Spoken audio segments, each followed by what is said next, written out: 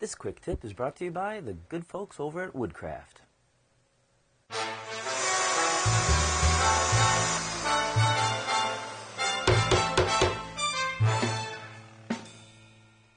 Hello fellow wood chopperoos, Chad here, and the project that I'm working on today deals with some small mitered trim. And I thought to myself, hey, this is a good opportunity for a quick tip.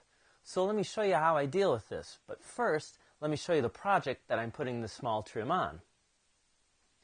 This is the project.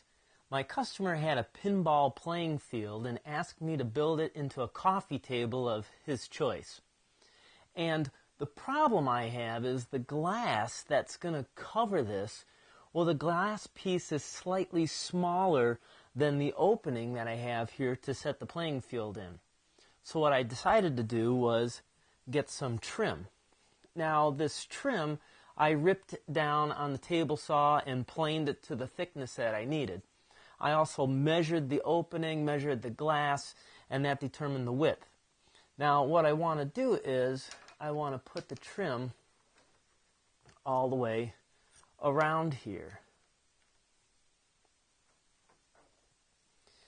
Now when cutting miters on this trim, especially when it's that small and that thin, well, it can be dangerous on the miter saw.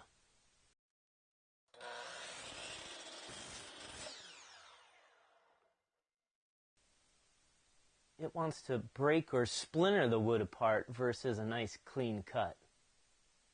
So the method I like to use to cut the small trim is I'll use an old handheld miter box. Or you can pick up this miter kit available below at the link in the description. My old miter box does a really nice job at doing this trim.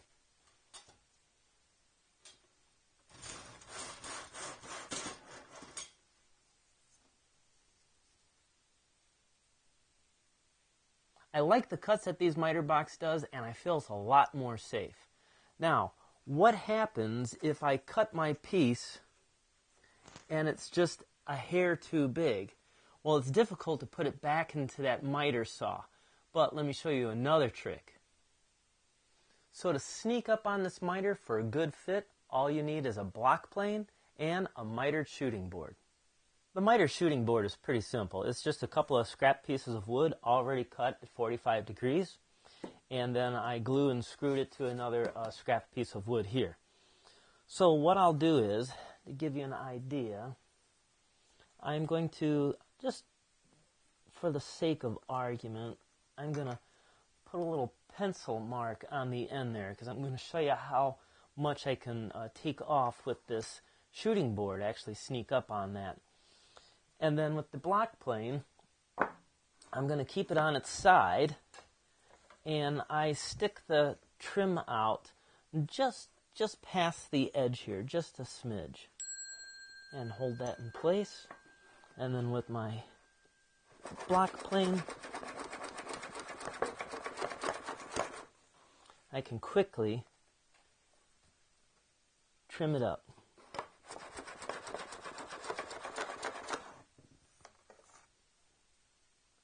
And you can see that the pencil line is gone, and I'm still maintaining a perfect 45-degree angle trim.